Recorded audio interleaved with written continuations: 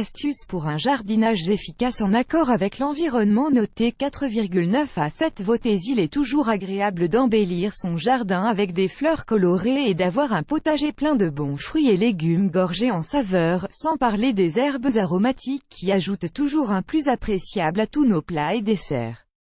Mais pour que votre jardinage soit efficace et qu'il ne nuise pas à l'environnement, suivez ces quelques règles qui changent absolument tout. 1. Connaissez votre jardin sur le bout des doigts. Tous les jardins ne se ressemblent pas. Ils diffèrent tant au niveau de la configuration que du climat de la région ou du microclimat du jardin. Étudiez attentivement les différentes zones, celles qui sont baignées de soleil, celles qui sont à l'ombre, celles qui sont soumises au vent ou au contraire épargnées.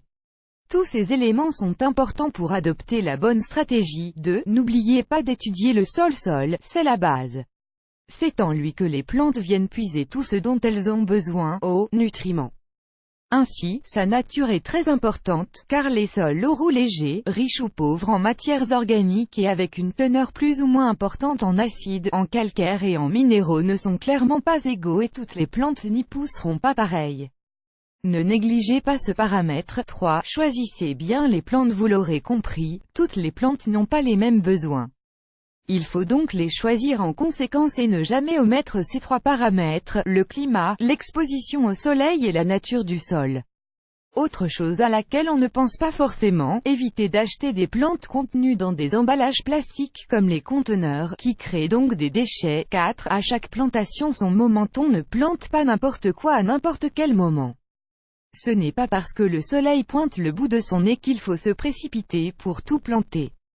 Attendez la mi-mars ou la fin du mois pour avoir des températures plus agréables.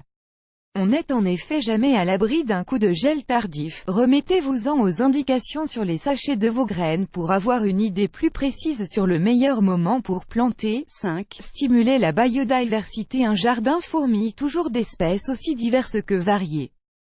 Pour favoriser la biodiversité dans l'écosystème qui constitue votre jardin, n'hésitez pas à vous en remettre aux araignées et aux coccinelles pour venir à bout des nuisibles.